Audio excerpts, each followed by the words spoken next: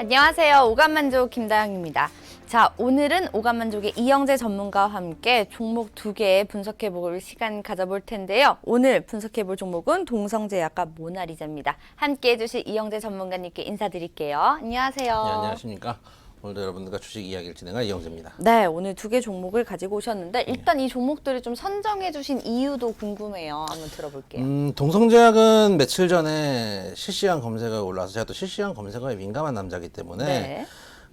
요즘 또 그 핫한 그 부부들 안재현하고 실시간 검색어에 우리 구 선생님하고 나오시던데 실시간 검색어를 실시간으로 체크를 하고 있는데 그 중에서 이제 동성제약이 나오길래 또 반가운 마음에 저희가 또 방송에서도 여러 번 다뤘거든요. 그렇죠. 다뤘기 때문에 옛날에 얘기도 옛날 제가 이제 분석했던 게 맞는지도 한번 피드백을 좀 드리고 네네. 그 다음에 지금은 어떻게 해야 될지도 좀 고민을 좀 해보고 네. 그런 시간도 좀 가져보려고 해서 동성제가 가져왔고 네.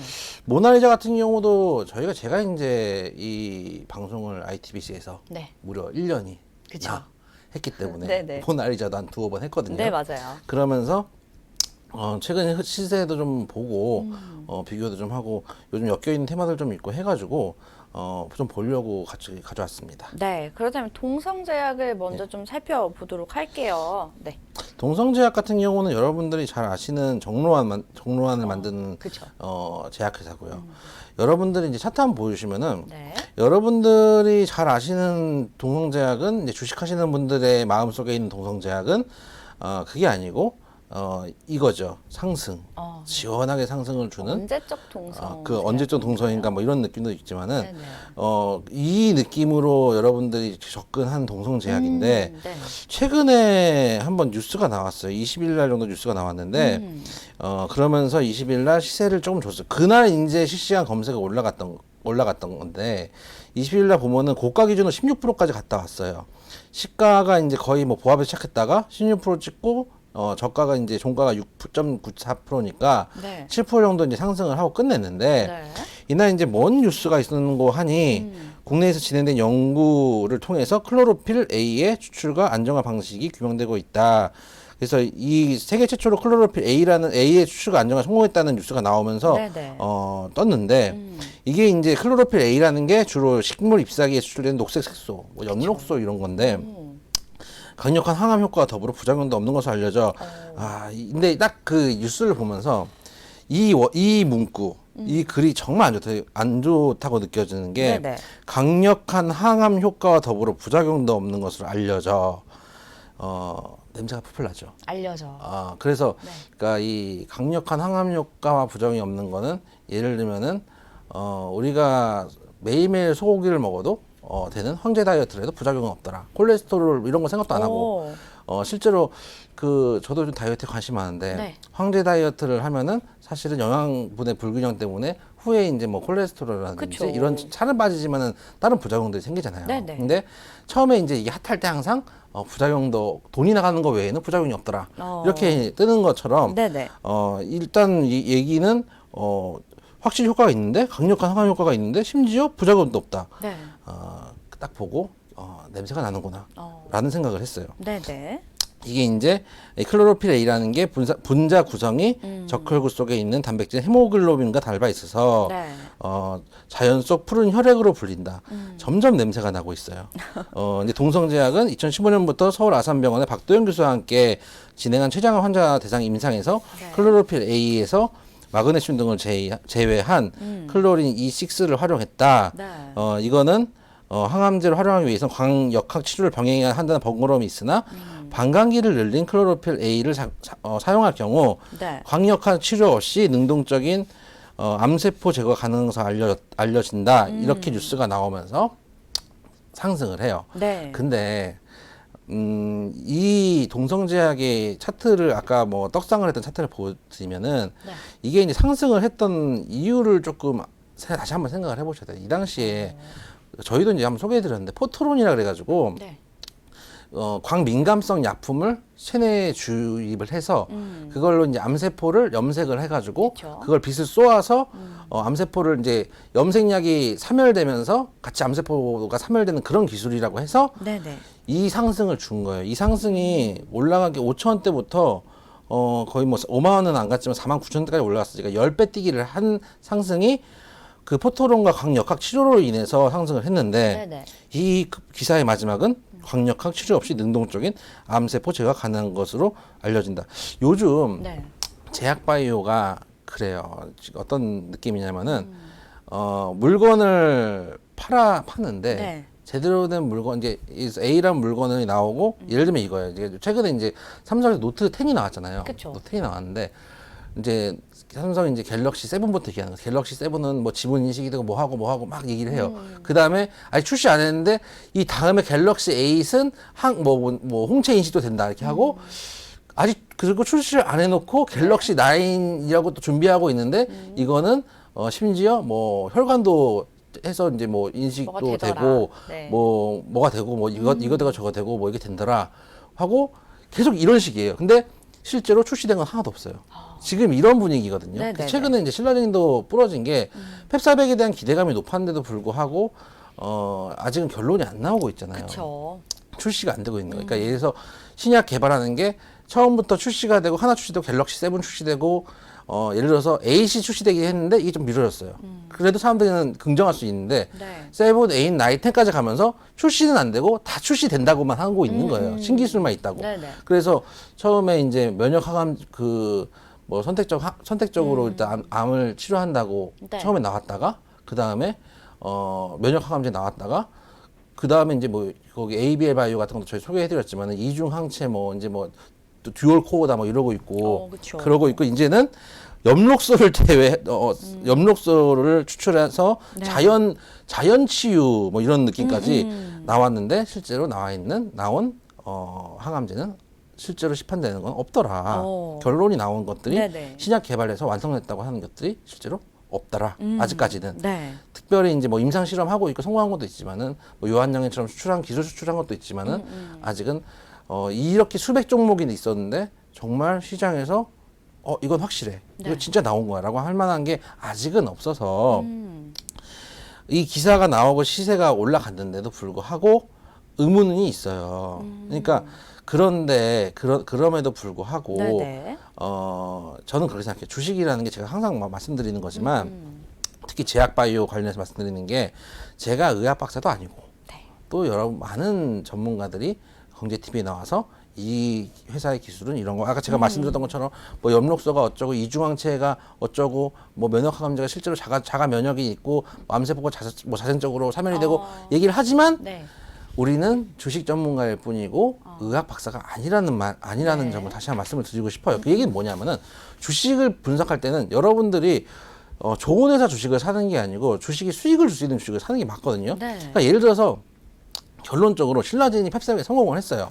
근데 신라젠이 한창 갈 때, 그러니까 여러분들 신라젠을 잘 아시니까 굳이 신라젠 얘기를 드리면 15만 원, 2,300원까지 갔다가 네. 지금 14,500원이에요. 10분의 1 토막이에요. 10분의 1 토막 더 났어요. 11분의 1 토막인데 예를 들어서 결과적으로 펩사백이라는 게 성공을 했어요. 떡상을 했어요. 그래서 네네. 주가가 떡상을 했어요. 얼마까지 떡상을 할 것인지 누구도 장담할 수가 없어요. 그렇죠.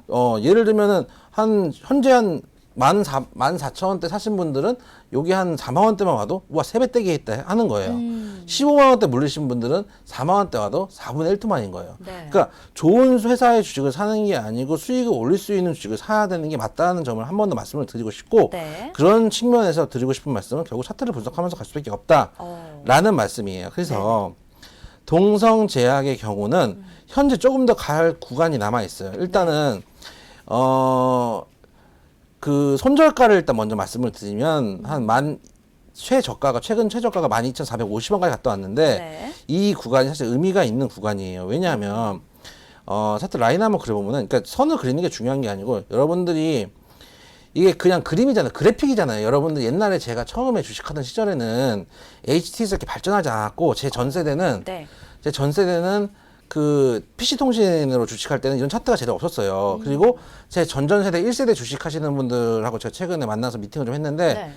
그때 이제 옛날 얘기 들으면 명동 시장에서 네. 칠판에다가 주식 거래할 수 있는 게 4종목밖에 삼성전자하고 4종목밖에 없고 칠판에다가 그려놓고 그걸 이제 주식 거래한다고 하면서 그 주식을 했다는 거예요. 진짜 옛날 시대네요. 그렇죠. 네. 30년 전에 그렇게 했다는 거예요. 오. 그런 시절이 있기 때문에 이건 사실 그래픽으로 만들어 놓은 거고 그 선을 긋는다는 게 어마어마한 의미가 있는 건 아니에요. 그런데 도 불구하고 선을 그으면서 분석을 하는 이유는 뭐냐면 네. 지금 보시면 이 자리 지난번에 눌림목을 주고 마지막 슈팅 나오기 전 자리 그리고 최근 요 자리 저점 잡았던 자리 네. 그리고 지금 저점 잡았던 자리가 거의 일치해. 이 얘기는 뭐냐면은 그러니까 과거에 이런 일들이 있었기 때문에 다시 만약에 이 가격대 14,000원대 오면 사람들이 싸다 여기서는 반등을 주겠지라고 하는 군중 심리가 일어나는 거예요. 그렇기 때문에 매수세가 들어오는 것 때문에 네. 의미가 있는 거예요. 선 그었다고 의미가 있는 게 아니고 그렇죠. 옛날에 한 14,000원대 되니까 올라가더라. 그러니까 사람들이 이때쯤에는 매수세를 불러일으키고 네. 소위 말하는 세력 확률들도 이때 한번 들어 올려주면은 개인 투자자들이 매수세를 넣어주더라. 라는 모종의 이제 암묵적인 군중적 심리가 있는 거예요. 그래서 의미가 있다고 생각을 하는데 반대로 얘기하면 이 지점 한 14,000원대를 깨고 내려가면은 네네. 각이 안 나온다는 얘기예요. 그래서 손절가는 14,000원 잡으시면 되고 네. 만약에 올라간다라고 가정을 했을 때 위에 이제 매물대가 차곡차곡이거든요. 네. 제 생각에는 한 18,000원 중반 가면 비중을 좀 줄이시고 특히 최근에 시장이 이제 저희가 이제 최근에는 방송 시간이 줄면서 시간 얘기 잘 안 하는데 네. 코스닥이 제가 잠깐만 코스닥을 보면은 코스닥이 제가 이제 주식 저희가 이제 계속 전략을 들으면서 말씀드렸던 게 뭐냐면은 네. 610 인근 가면 그때도 선을 이렇게 한번 꺼놓고 610 인근 가면은 일단 비중 축소, 차익 실현을 하시든 비중 축소를 하시든 주식 비중 조금씩 줄여 나가시는 게 어떠냐라고 말씀드렸던 구간에 왔고 오늘 음봉이 나오고 있어요. 네. 장 후반에 양봉으로 때려서 돌리면은 상관이 없는데 음봉이 나오고 있다는 얘기는 결국 코스닥은 제약바이오가 부서지면 코스닥도 부서지거든요. 그렇죠. 반대로 코스닥이 부서지면 제약바이오도 영향을 받아요.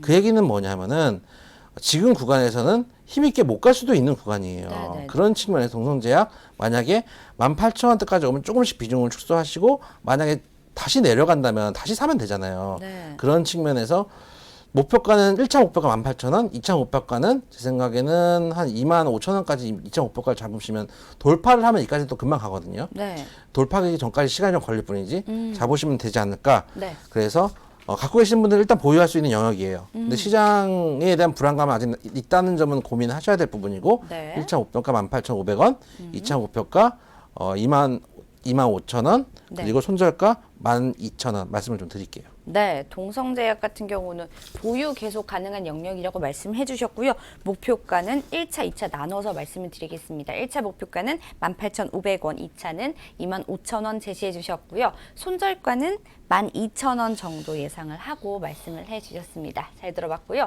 자, 두 번째 종목도 분석 들어가 보도록 하겠습니다. 이번엔 모나리자예요. 네. 용필이 형님이 항상 모나리자 종목을 이렇게 오늘도 준비를 하면서 네. 계속 노래를 흥얼흥얼하면서 내 모든 걸 다 준비를 줘도 하셨군요. 이러면서 준비를 하고 네. 항상 모나리자는 그러더라고요. 근데 네. 모나리자가 최근에 사실은 옛날에는 미세먼지 관련주였어요. 왜냐하면 얘네가 이제 마스크를 만들기 때문에 미세먼지 관련주로 맞아요. 분류돼서 네. 시세를 조금 줬어요.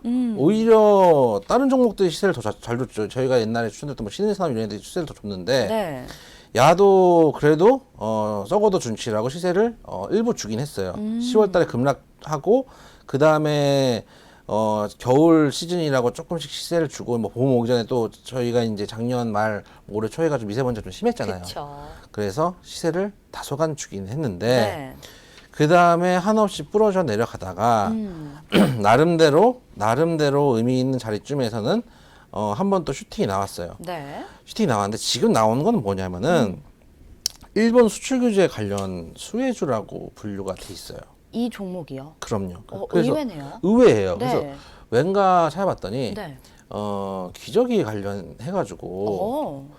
제가 이제 애가 없어서 모르겠는데 네. 제 조카도 이제 기저귀 뗀 지가 오래돼가지고 그렇죠. 모르겠는데 일본 기저귀를 제가 이제 물어봤더니 네. 그런 걸 쓰는 경우가 잘 없는데 엮여서 올라간 거죠. 쉽게 얘기해서. 네네. 그래서 아까 뭐 동성제약도 마찬가지, 모나리자도 마찬가지, 모나미도 마찬가지예요. 그쵸. 여러분들 좋아하는 모나미, 소위 말하는 일본 뭐 수출 규제 관련 수혜주 그런 모나미도 네.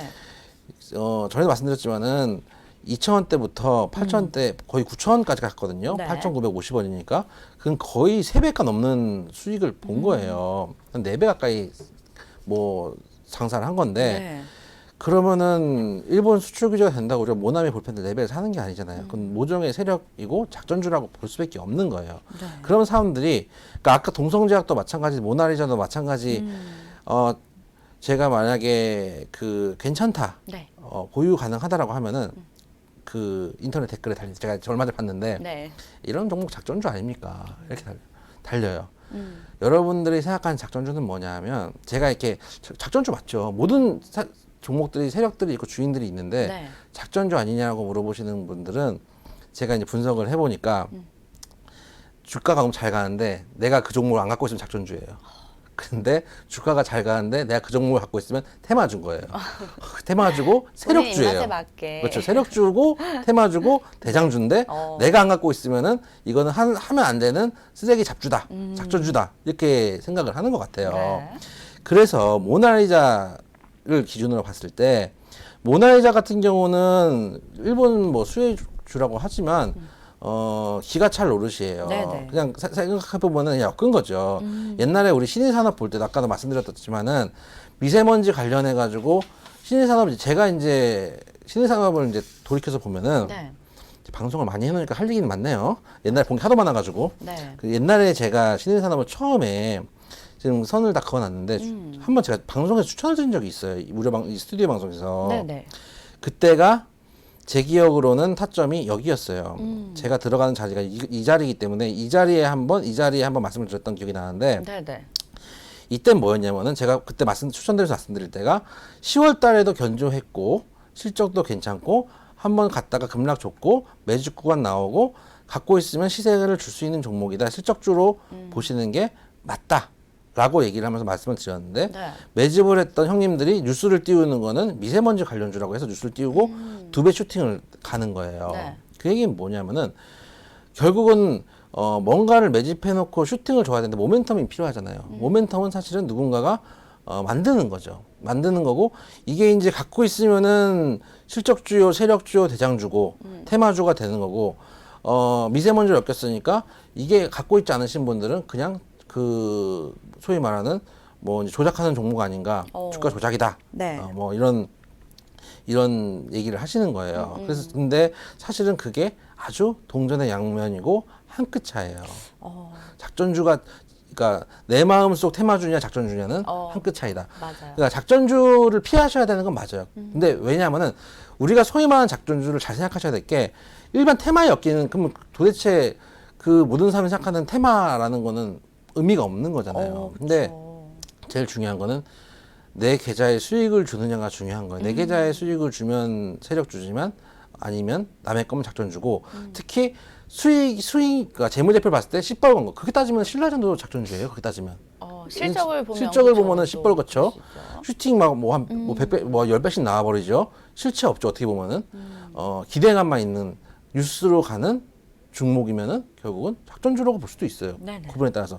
이 말씀을 왜 드리냐면은 모나이자 같은 경우에 실제로 과연 기저귀와 일본 수출의 실체가 있느냐고 하면 저는 솔직히 없다고 생각해요. 그럼에도 불구하고 저는 이 정도 종목이면은 오늘에도 들어가 볼 수 있지 않을까라는 생각이 있어요. 왜냐하면은 네. 차트상 한번 슈팅을 강하게 주고 여기 거래량이 터져요. 뉴스를 싹 보면 제가 항상 말씀드리지만 여러분 차트에 뉴스 한 번씩 켜놓으세요. 그러니까 이 주가가 이렇게 움직였을 때 뉴스가 뭐가 나왔는지를 확인하시면서 이게 어느 정도 영향을 미치는지 확인하시면서 가라는 의미에서 뉴스를 항상 하라고 말씀을 드리고 네. 여기도 보면은 결국은 이쪽 그 일본 수출 규제 관련해 가지고 수혜주다 네. 이런 얘기가 나오면서 결국은 신성통상과 같이 시세를 주는 종목으로 모나리자가 나와 있어요. 네네. 일불매운동 관련주 난리 났다. 신성통상 후속주 뭐 이런 얘기 있고요. 네. 이런 식으로 하면서 이제 시세를 주는 거거든요.